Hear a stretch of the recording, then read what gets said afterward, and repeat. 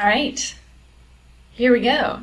We're going to dive in and go real deep into eukaryotic cells. This is going to be our tour de force through eukaryotic cells. Okay, my plan is to record this all in one go, and then maybe I'll chop it up later into smaller pieces. Maybe I'll leave it all as one long video, so we'll see what happens. But it's going to be a lot coming at you.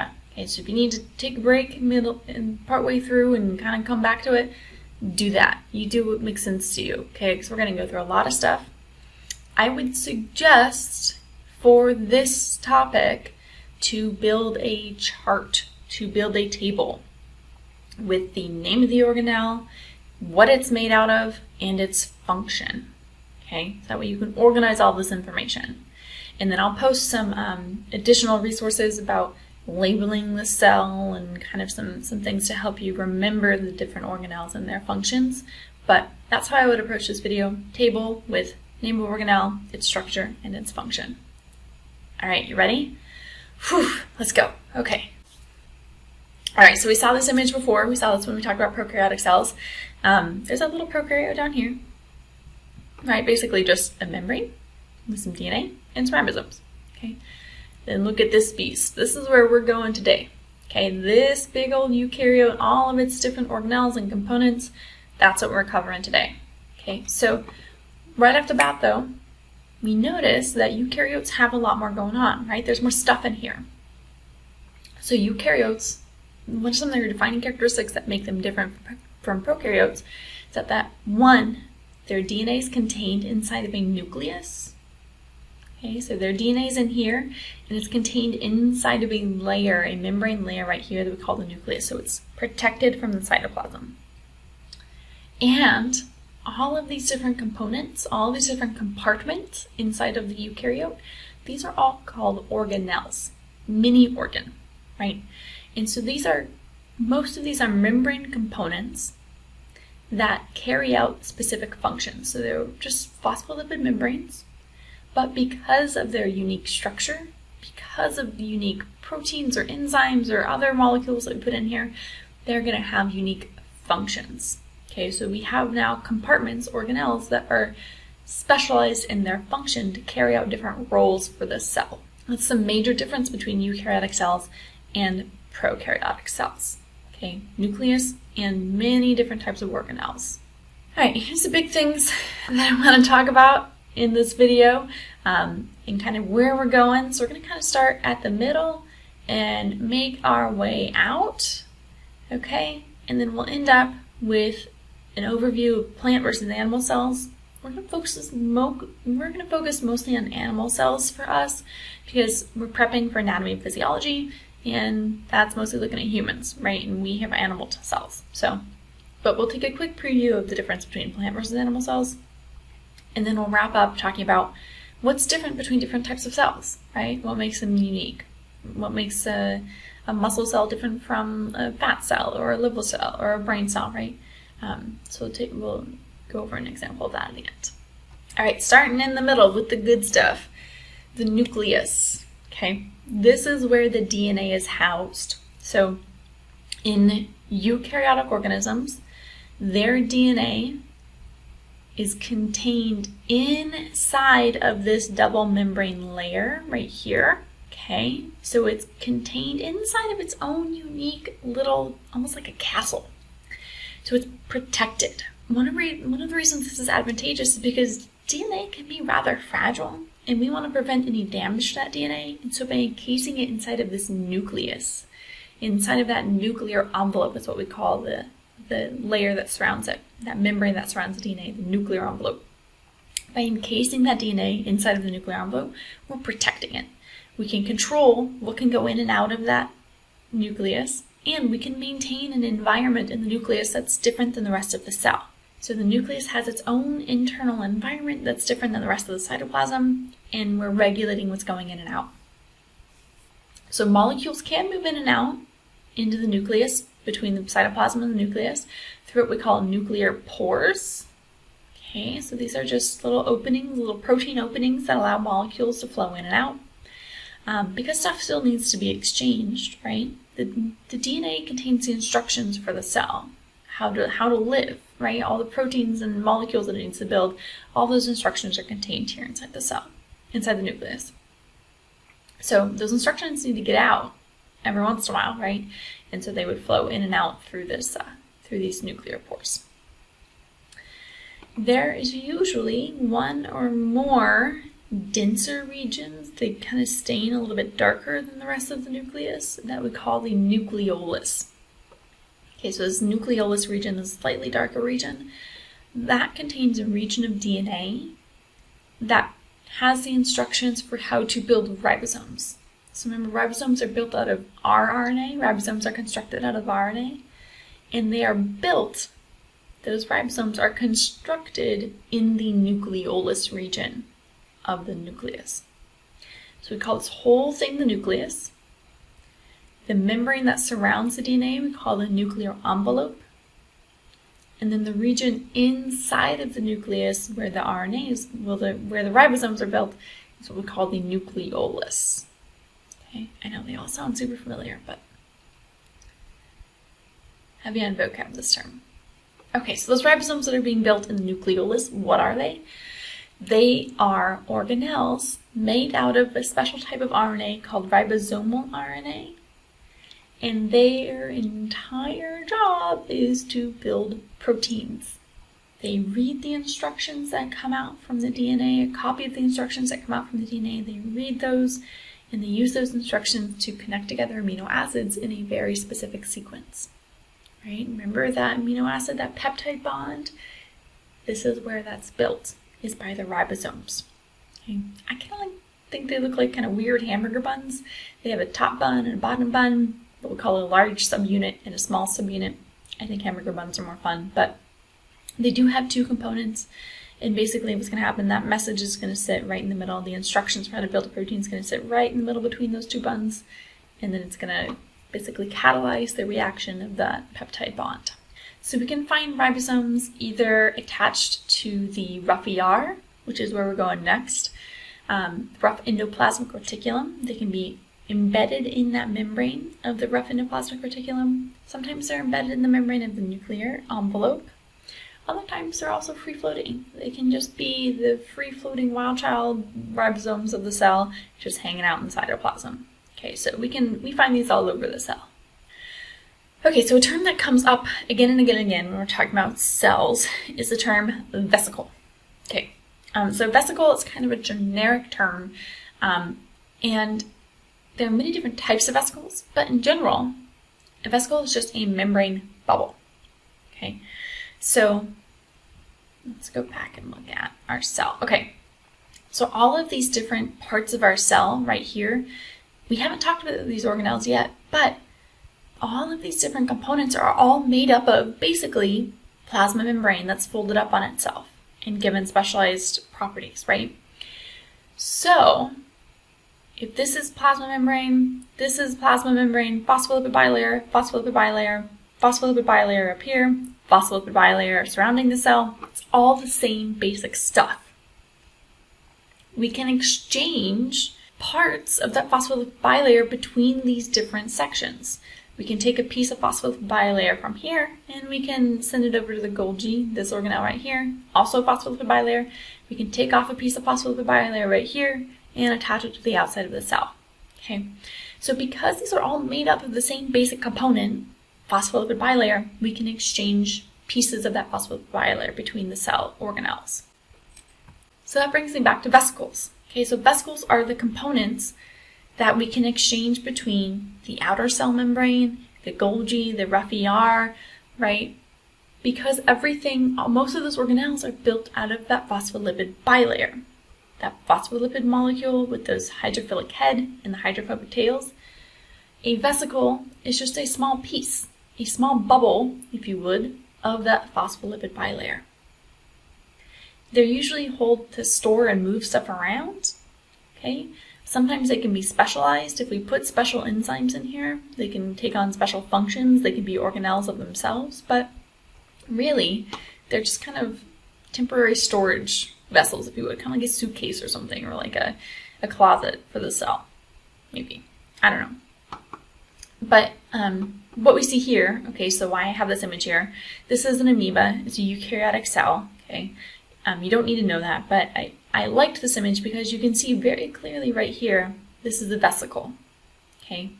So this is a membrane bubble. This amoeba probably just ate something and used this plasma membrane to catch some food, and now that food is just being stored in this vesicle for right now. This is a membrane bubble that's contained inside of the cytoplasm, okay?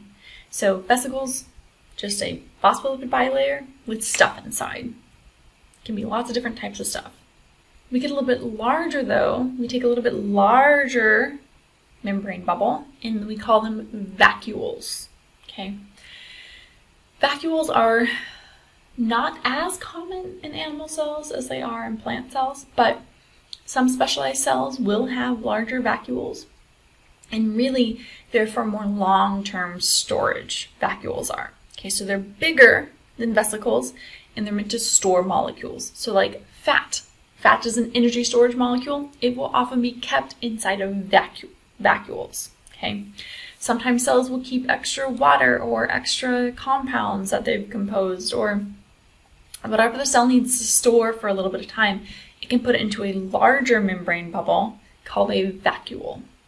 Okay, so vesicles are smaller, vacuoles are larger, and for longer term storage. Vesicles are usually more shortly lived and they're more for moving stuff around the cell. Vacuoles are larger and longer term storage of molecules.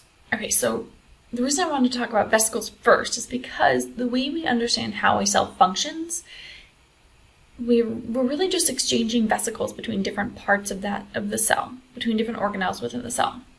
So, for example, just outside of that nucleus, surrounding that nucleus, is what we call the endoplasmic reticulum, or often shortened to just the ER. We'll often call it just ER, endoplasmic reticulum. So that's what's surrounding. So here's our nucleus again. So our DNA is at, and just outside of that is folds, many folds, because large surface area, the more you fold it, the larger surface area you have of membrane, phospholipid bilayer.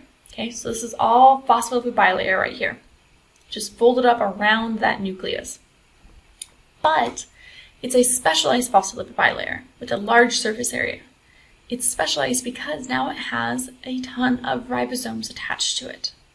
Okay, and helpful proteins inside of this, inside of these folds that help carry out the specific functions of the rough ER.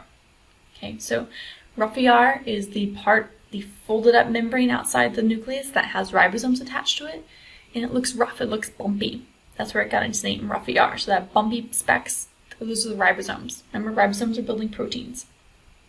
So most of the proteins of a cell are going to be built in the rough ER. Okay, so the message for how to build the protein comes out of the nucleus, comes out of the nuclear pore, comes right into the rough ER, and the ribosome grabs it and it builds that protein while it's attached to that rough ER. Okay, so rough ER, mainly building proteins. This other section over here, see how it kind of looks a little different? A little bit more like tube-like? The smooth ER. Okay, so like we see here, this is a scanning electron micrograph of the smooth ER. We don't see any ribosomes attached to it. So the smooth ER over here is not building proteins. The smooth ER is still phospholipid bilayers, okay, but it is mostly used to build fats. So it contains enzymes in here to build fats and lipids, as well as carbohydrates. Okay, so smooth ER building fats, lipids, carbohydrates. Okay, so it's not building proteins, so it doesn't need these ribosomes. Okay, but it's still it's usually just outside and continuous with rough ER, but it has a slightly different shape to it, more tubular, kind of like a tubular maze, and it's lacking ribosomes. Okay, so two flavors of the endoplasmic reticulum: smooth to build lipids, fats, carbohydrates, and it also has a little bit of detoxification properties as well. It's like breaking down harmful molecules. And then the rough ER is building proteins, and it's rough because it has ribosomes on it. Okay, so how does this all fit together? This is going to kind of lead us to our next organelle that we're going to talk about, the Golgi apparatus. So here's our nucleus. Again, it's going to contain the information for how to build proteins and different molecules. That message is going to leave the cell for how to build a specific protein. It's going to head into the rough endoplasmic reticulum. Okay. The rough endoplasmic reticulum, ribosomes attached to it, are going to use that message to build that protein. Okay, so we built the protein. Now what do we do with it? We have to process that protein now. We might need to make sure it's folded correctly. We might need to connect together multiple peptides into its quaternary structure, right? We might need to attach some carbohydrates or some lipids to that protein so that way it's functioning properly, right? We're going to edit that protein a little bit before it's ready to go, before it's ready to be used. So, where does that editing happen? Okay, that editing is going to happen in the Golgi apparatus, which is this membrane structure right here. Again, this is all just phospholipid layers. This is all just phospholipid, the same molecule that makes up at the outside of that cell, phospholipid bilayer. But we folded it up so that way it has a large surface area to do stuff, and we're going to specialize it by putting in specific enzymes and proteins and other molecules inside that help carry out the function of the Golgi. Okay, so we built our protein. We need to edit it and finish it off, make sure it's good to go.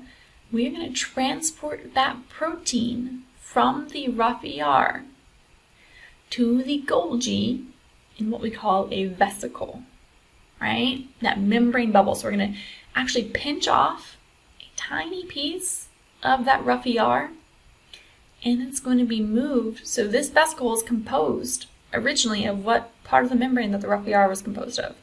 So we take a piece of that membrane, we kind of extend it out, encase the protein in it, and then we transport that vesicle, that membrane bubble, over to the Golgi.